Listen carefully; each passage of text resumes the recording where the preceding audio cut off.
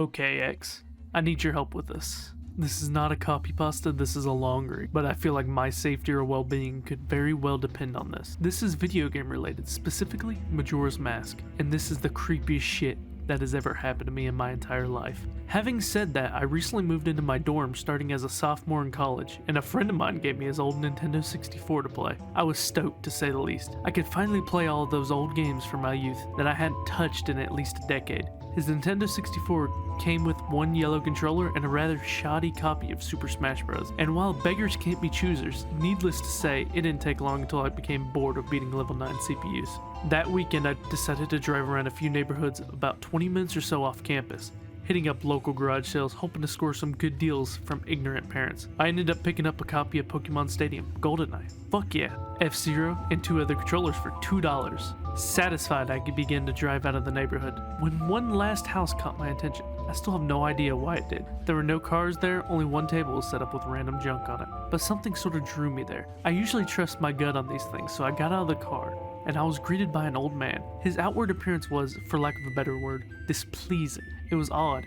If you asked me to tell you why I thought he was displeasing, I couldn't really pinpoint anything. There was just something about him that put me on edge. I can't explain it. All I can tell you that is if it wasn't in the middle of the afternoon and there were other people in shouting distance, I would not have even thought of approaching this man. He flashed a crooked smile at me and asked what I was looking for, and immediately I noticed that he must be blind in one of his eyes. His right eye that had glazed over look about it. I forced myself to look to his left eye instead, trying not to offend, and I asked him if he had any old video games. I was already wondering how I could politely excuse myself from the situation when he would tell me he had no idea what a video game is. But to my surprise, he said he had a few ones in an old box. He assured me that he'd be back in a jiffy, and turned to head back into the garage. As I watched him hobble away, I couldn't help but notice what he was selling on his table. Littered across the table were rather peculiar paintings. Various artworks that looked like it could be ink blocks that a psychiatrist might show you. Curious, I looked through them. It was obvious why no one was visiting this guy's garage sale. These weren't exactly aesthetically pleasing. As I came to the last one, for some reason it looked almost like Majora's Mask.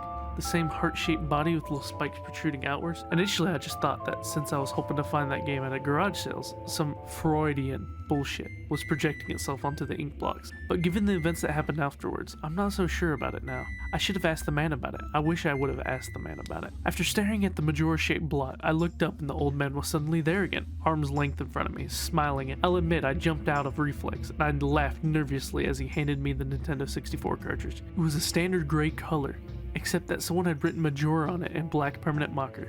I got butterflies in my stomach as I realized what a coincidence this was, and asked him how much he wanted for it. The old man smiled at me and told me I could have it for free. That used to belong to a kid who was my age but then didn't live here anymore. There's something weird about how the man phrased that, but I didn't really pay any attention to them. I was too caught up in not only finding this game, but getting it for free. I reminded myself to be a bit skeptical since it looked like a pretty shady cartridge, and there's no guarantee that it would work. But then the optimist inside of me interjected that maybe it was some kind of beta version or pirated version of the game, and that was all I needed to get back on Cloud 9. I thanked the man, and the man smiled at me and wished me well, saying goodbye then, and at least that's what it sounded like to me.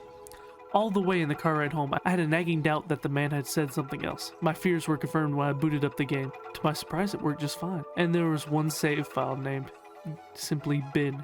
Goodbye, Ben. He was saying goodbye, Ben.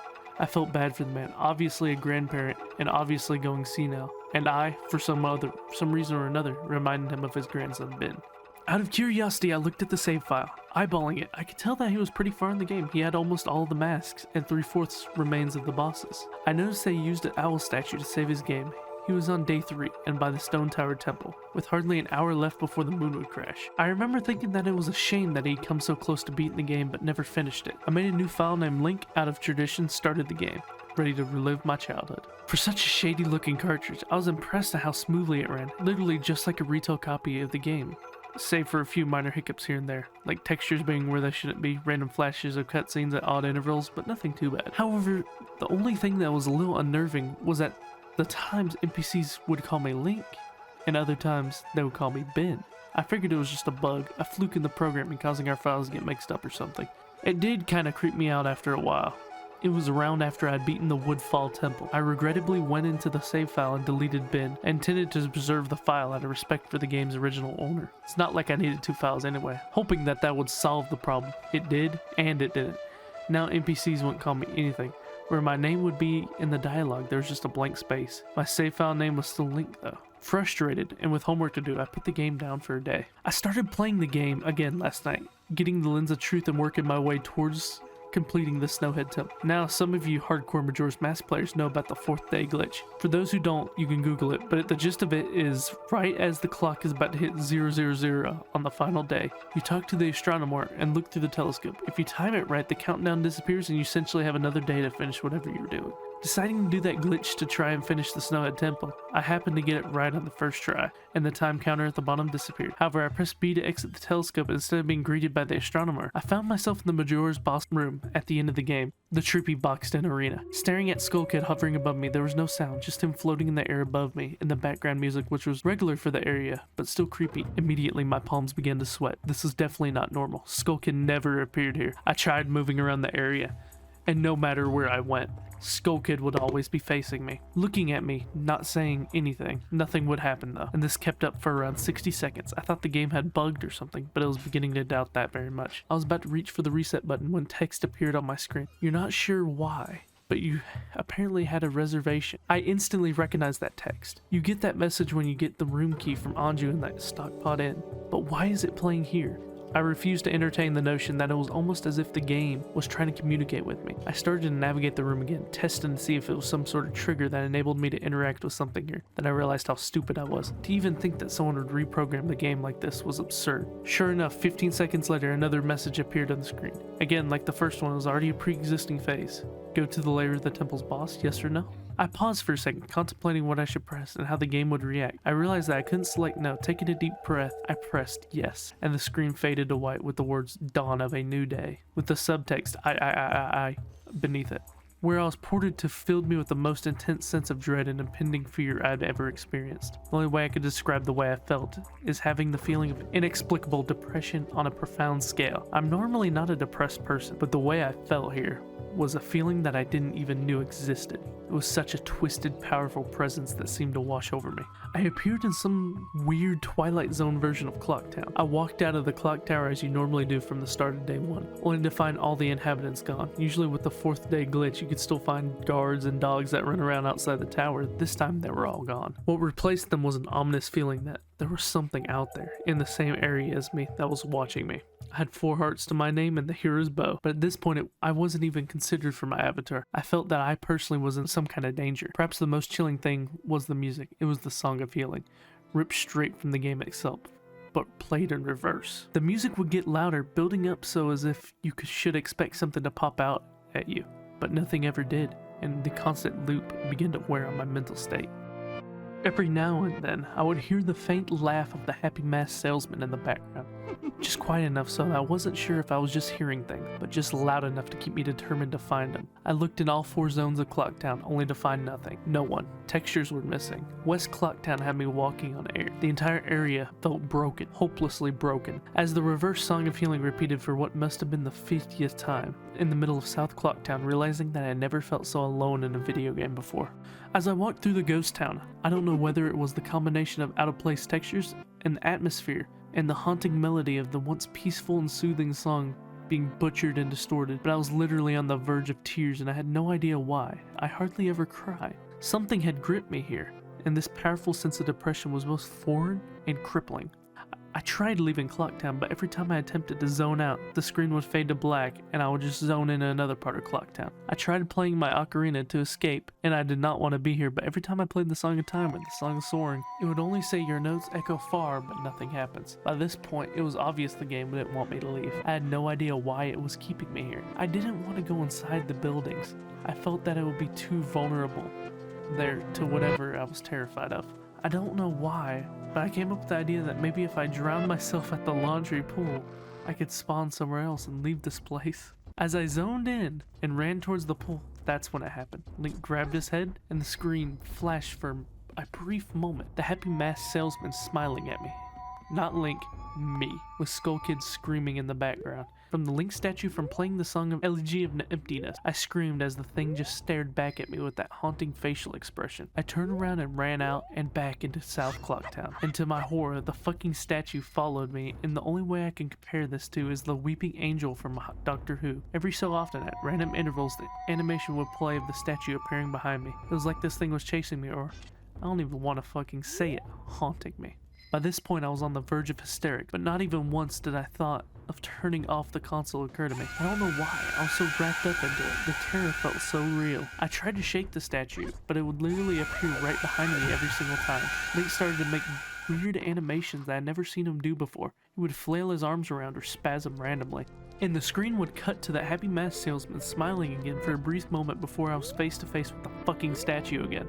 I ended up running into the Swordmaster's dojo and ran to the back. I don't know why, but in my panic, I just want some kind of assurance that I'm not alone here. To my dismay, I found no one. But as I turned to leave, the statue cornered me in the cubby in the back. I tried attacking the statue with my sword, but to no avail. Confused and backed into a corner, I just stared at the statue, waiting for it to kill me. Suddenly, the screen flashed again to the happy mask salesman. Link turned to face my screen, standing upright, mirroring the statue, looking at me along with his copy, literally staring at me. Whatever was left of the fourth wall was completely shattered while I ran out of the dojo terrified. Suddenly the game warped me to an underground tunnel, and the reverse song of healing queued up again, as I was given a brief moment of rest before the statue started appearing behind me again, this time aggressively. I could only take a few steps before it was summoned behind me again. I hurriedly made my way out of the tunnel and appeared in the southern clock tower. As I ran aimlessly in the sheer panic, suddenly a Redead screamed and the screen faded to black as dawn of the new day, and I appeared again. The screen faded in and I was standing on top of Clock Tower with Skull Kid hovering over me again.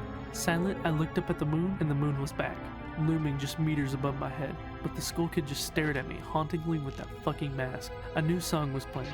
The Stone Tower Temple theme played in reverse. In some sort of desperate attempt, I clipped my bow and fired off a shot at Skull Kid, and it actually hit him. He played the animation of him reeling back. I fired again, and on the third arrow, a text box appeared saying, "That won't do you any good." And I was picked up off the ground, levitated upwards on my back, and then Link screamed as he burst into flames, instantly killing him. I jumped when this happened. I'd never seen this move used by anyone in the game, as Skull Kid himself didn't have any moves. As the death screen played, my lifeless body still burning, the Skull Kid laughed and the screen faded to black, only to have me reappear in the same place. I decided to charge him, but the same thing happened. Link's body was lifted off the ground by some unknown force, and he immediately burst into flames, again killing him. This time during the death screen, the faint sounds of a reverse song of healing could be heard. On my third and final try, I noticed there was no music playing this time.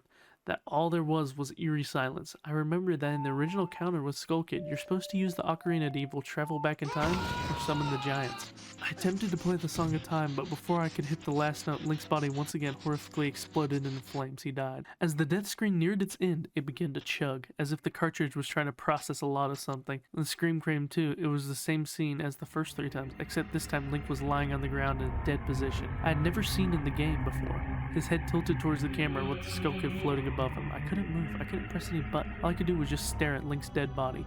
After around 30 seconds of this, the game simply fades out with the message, "You've met with a terrible fate, haven't you?" for kicking you out to the title screen. Upon getting back to the title screen and starting again, I noticed my save file was no longer there. Instead of Link, it was replaced with "Your Turn." Your Turn had 3 hearts, 0 mask, and no items. I selected Your Turn, and immediately when I did, I was returned to the Clock Tower rooftop scene with my Link dead and the Skull Kid hovering over, with the Skull Kids laughing, looping again and again. Quickly hit our reset button, and when the game booted up again, there was one more save file added, below Your Turn, entitled Ben. Ben's save file was right back where I was before I deleted it, at the Stone Tower Temple with the moon almost crashing. I turned off the game at that point. I'm not superstitious, but this is way too fucked up even for me. I haven't played it all today. Hell, I didn't even get much sleep last night. Kept hearing the reverse Song of Healing music in my head, and just remembering that sense of dread I felt exploring Clocktown. I drove back to the old man's house today to ask him some questions with a buddy of mine. No way I was going there alone, only to find that there's a for sale sign in the front yard, and when I rang the door, there was no one home.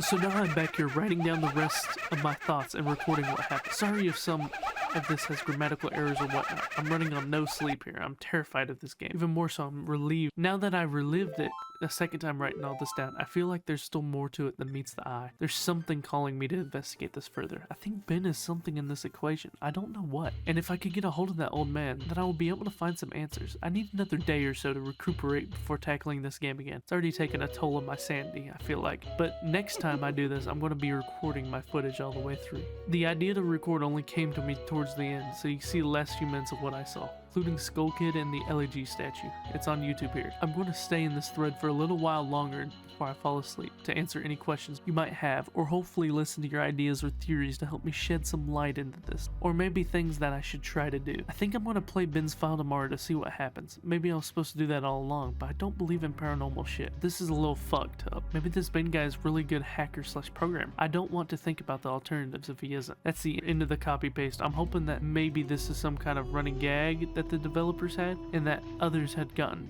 gagged or hacked copies of the game like this. This just really scares me.